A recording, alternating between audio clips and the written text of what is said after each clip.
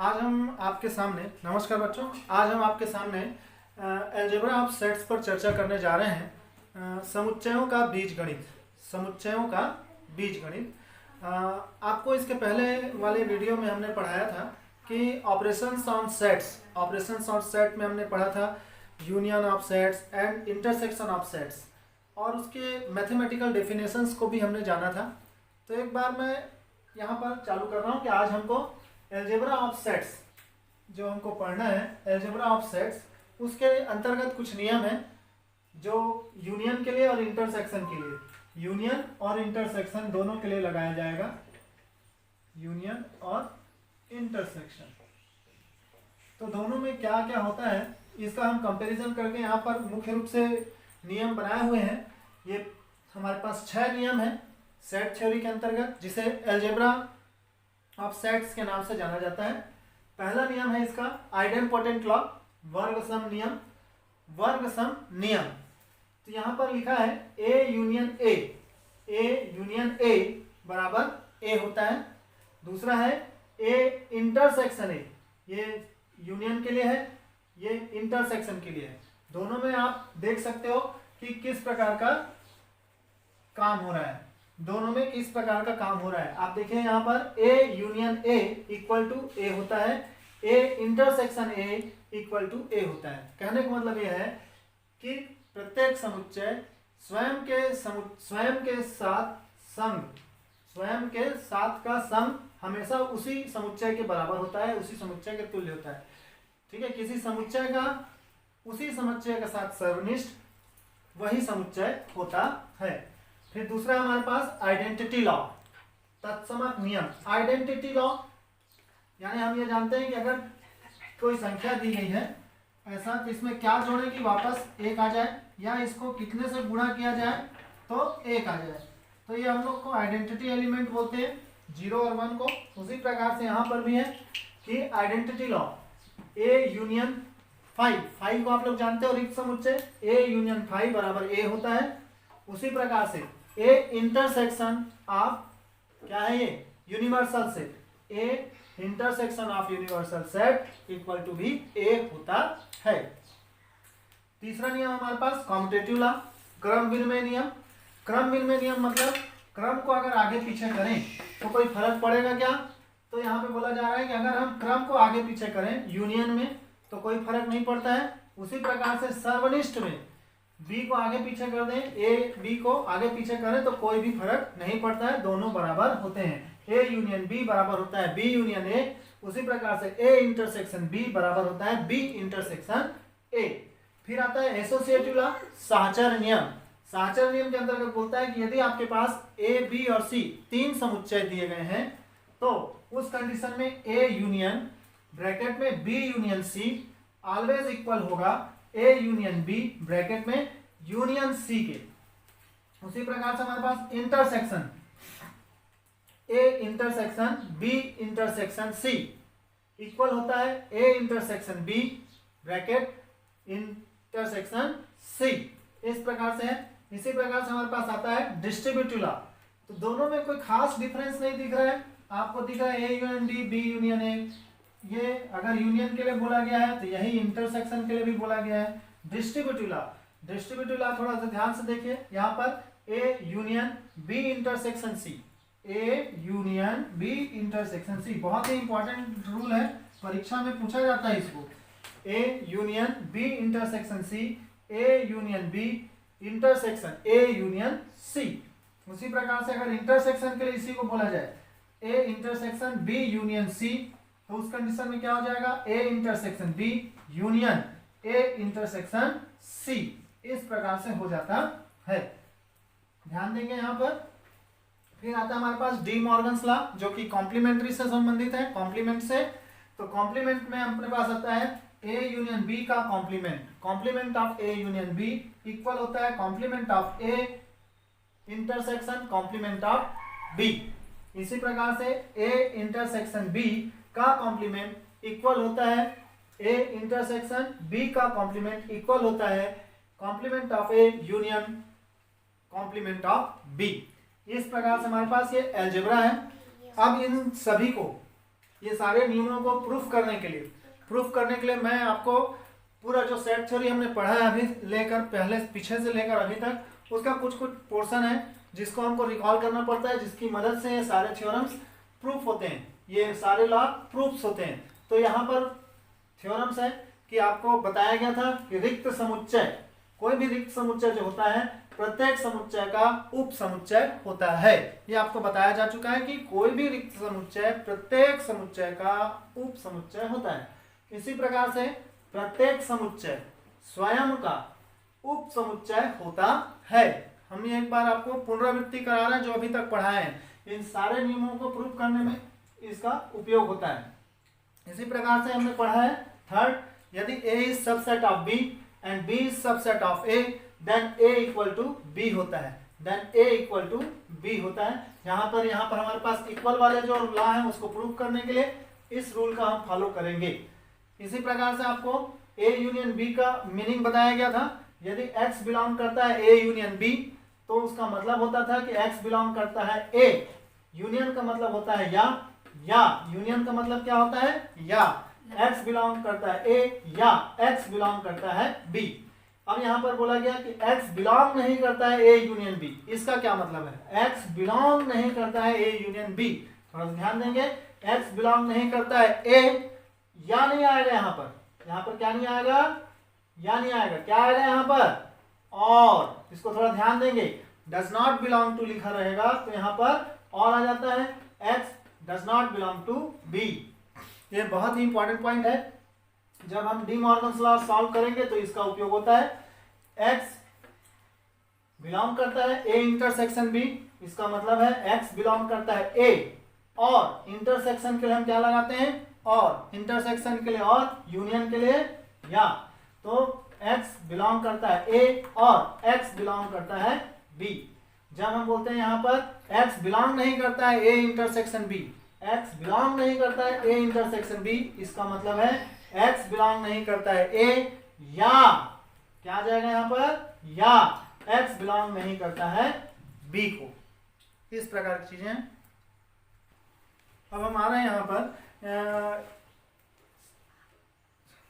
Law number first, idempotent law number first idempotent law, उसका proof किस प्रकार से है उसको देख लें आप लोग। आइडेम्पोटेंट लॉ ये कहता है कि A union A equal to A, prove that A union A equal to A। Second है A intersection A is equal to A।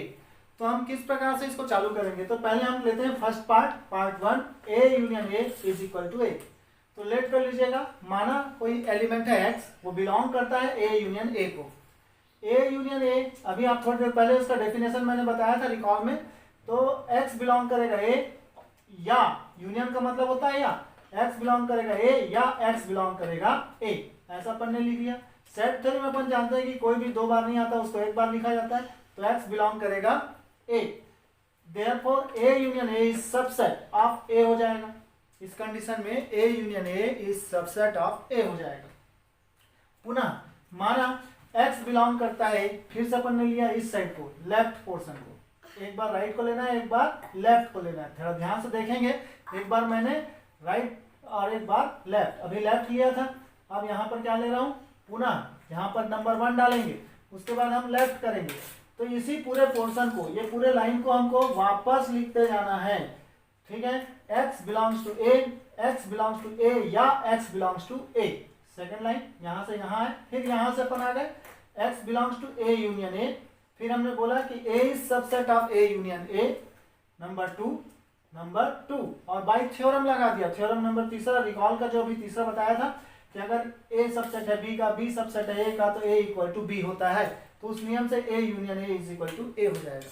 तो इसमें सबसे बड़ी चीज यही होती है कि मैं पहले एक बार लेफ्ट को लेकर बनाऊं, एक बार राइट को लेकर बनाऊं, दोनों को सबसेट बताऊं, नंबर 1 और नंबर 2 डालूं और उसके बाद इक्वल लिख दूं।